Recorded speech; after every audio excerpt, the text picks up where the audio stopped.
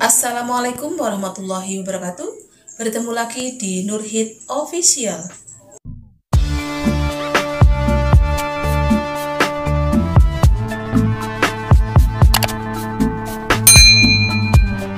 Pada pertemuan kali ini saya akan membahas tentang tips cara menentukan kalimat judul, di mana tips kalimat judul ini bisa digunakan untuk judul skripsi, karya ilmiah, ataupun bisa juga untuk judul karya tulis. Beberapa hal yang perlu diperhatikan ketika kita akan menentukan judul. Yang pertama adalah menentukan bidang atau topik yang akan diteliti. Bidang atau topik yang akan diteliti sebagai contohnya, kita akan melakukan sebuah penelitian, kemudian bidang apa yang kita pilih? Kita bisa memilih bidang pendidikan, sejarah, ekonomi, pertanian, biologi, sosial, ataupun bisa juga memilih bidang bahasa dan sastra atau bidang-bidang yang lainnya.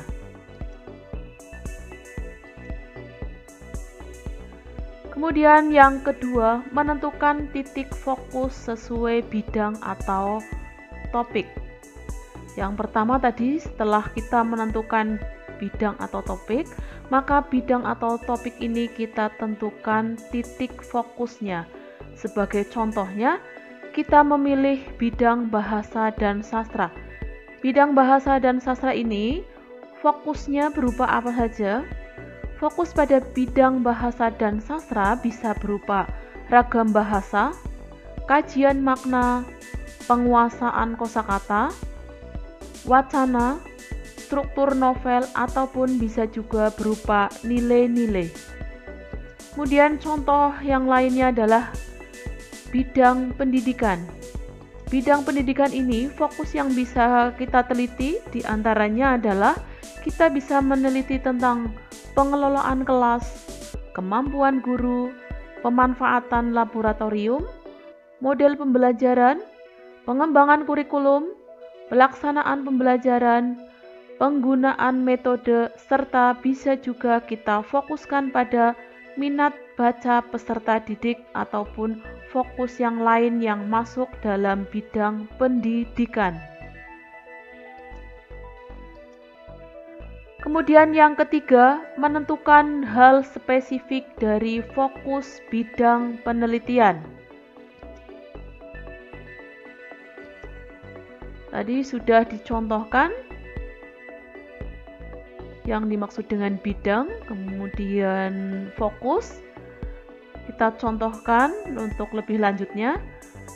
Yang pertama, kita misalkan memilih bidang bahasa dan sastra, kemudian bidang tersebut kita fokuskan pada wacana, maka hal spesifik dari wacana bisa berupa ide pokok, pola dialog wacana, campur kode dalam wacana, topik wacana, singkatan pada wacana, kepaduan wacana, dan bisa juga dispesifikkan pada keefektifan kalimat ataupun hal spesifik lainnya yang masuk dalam fokus bidang wacana.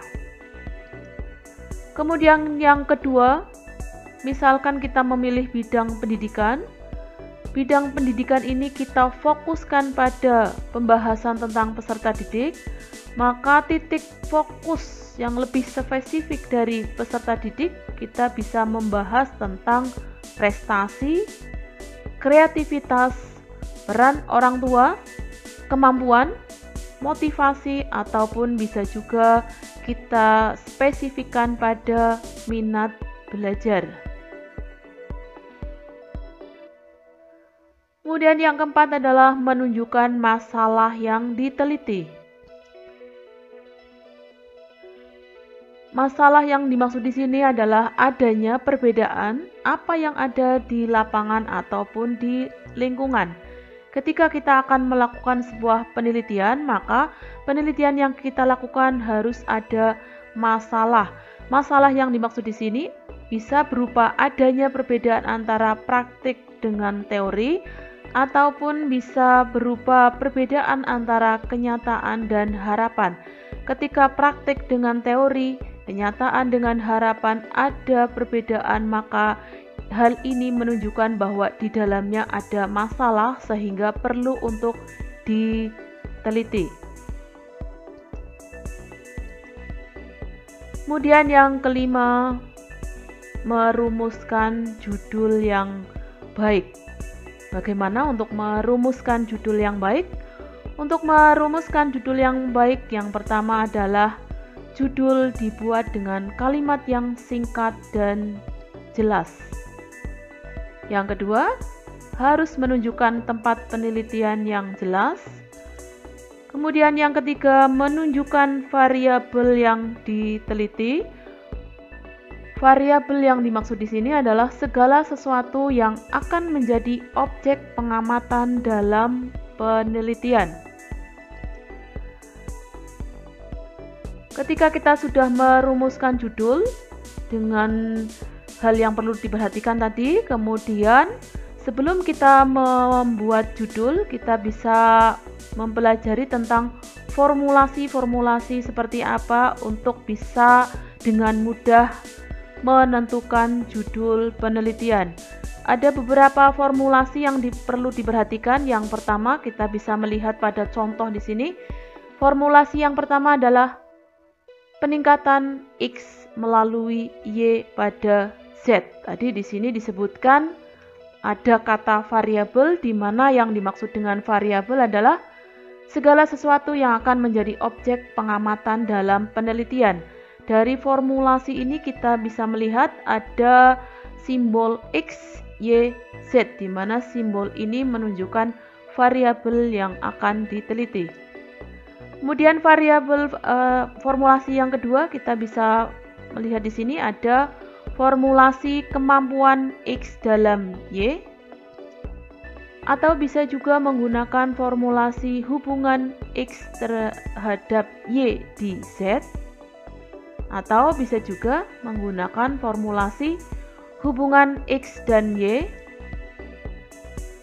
pengaruh X terhadap Y di Z, pengaruh X terhadap Y dan Z,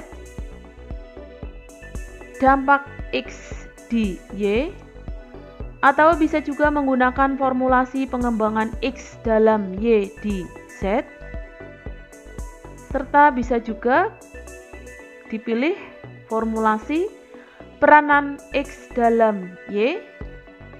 Kemudian ada formulasi pengembangan X dan Y, atau bisa juga menggunakan formulasi proses X dan Y di Z. Formulasi ini hanya sekedar beberapa contoh. Untuk formulasi yang lainnya masih ada contoh, dan contohnya bisa lebih banyak lagi. Setelah tadi kita bahas bagaimana cara mudah untuk bisa menentukan judul, berikutnya kita masuk pada contoh judul. Dari penjelasan tadi, hal yang paling terakhir yang dibahas adalah formulasi dalam menentukan judul, di mana formulasi ini adalah untuk mempermudah ketika akan menentukan judul. Kita bisa melihat pada contoh berikut, kira-kira contoh ini formulasinya apa? Peningkatan kemampuan mengembangkan ide pokok menjadi paragraf melalui pelatihan berjenjang pada siswa MTS Al-Asror Patemon, Kecamatan Gunung Pati. Dari judul ini, formulasi yang dipilih oleh si penulis yaitu peningkatan X melalui Y pada Z. X-nya adalah kemampuan mengembangkan ide pokok menjadi paragraf, sedangkan Y-nya pelatihan berjenjang. Kemudian untuk Z-nya siswa MTS Al-Asror Patemon, Kecamatan Gunung Pati. Kemudian untuk contoh yang kedua, peningkatan penguasaan kosakata anak usia prasekolah dengan menggunakan metode Montessori pada anak TK Aba 38 Semarang. Pada judul ini, formulasinya menggunakan formulasi peningkatan X dengan Y pada Z. X-nya adalah penguasaan kosakata anak usia prasekolah, Y-nya adalah menggunakan metode Montessori, sedangkan anak TK Aba 38 Semarang sebagai Z.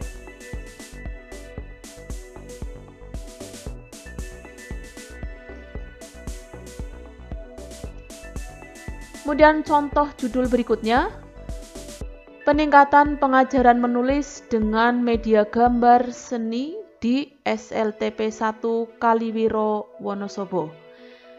Sudah diperhatikan tadi ya, contoh judul yang kedua dijelaskan juga formulasinya. Untuk contoh judul ini, kira-kira formulasinya apa?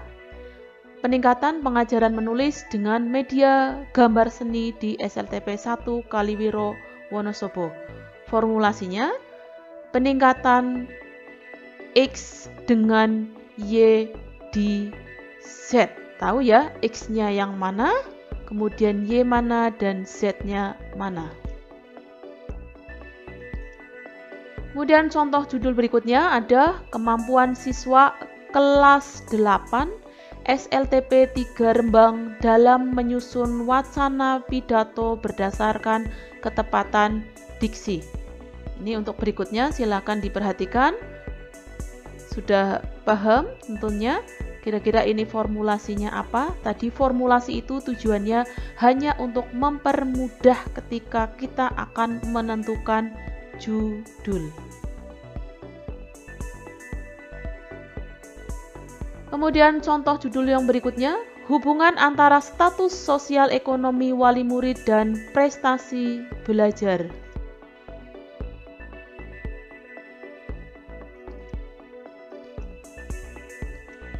Masuk pada contoh judul yang lain, hubungan antara keterampilan tata rias wajah dan rambut terhadap peningkatan mutu usaha salon di Kodia Pekalongan.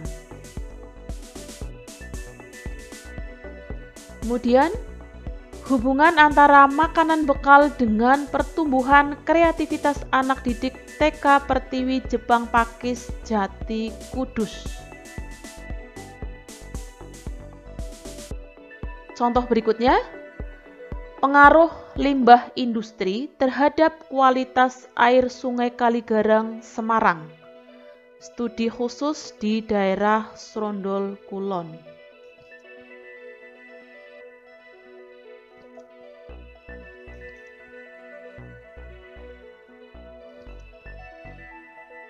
Masih bisa kita contohkan lagi sebagai tambahan dari contoh judul yang sudah dijelaskan tadi. Ini ada pengaruh penambahan kulit biji kedelai terhadap kandungan protein dan daya simpan tempe.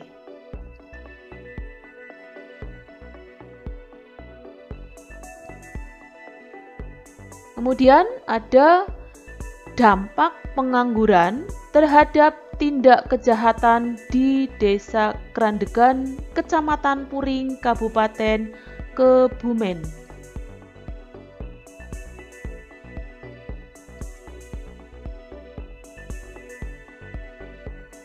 Pengembangan objek wisata Pantai Sendang Sikucing dalam rangka peningkatan pendapatan asli daerah di Kabupaten Kendal.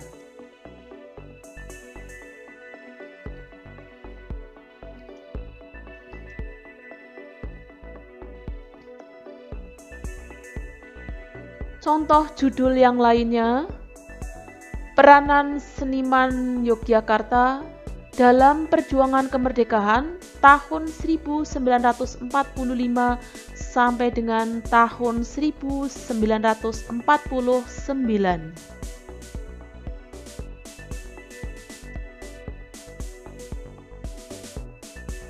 pengembangan desain seni ukir Asmat gaya Hodi Galeri Jepara.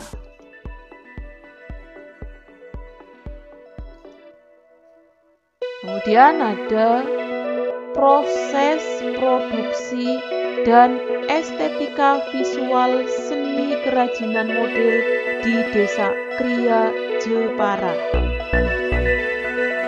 Terima kasih sudah menonton. Jangan lupa like, komen,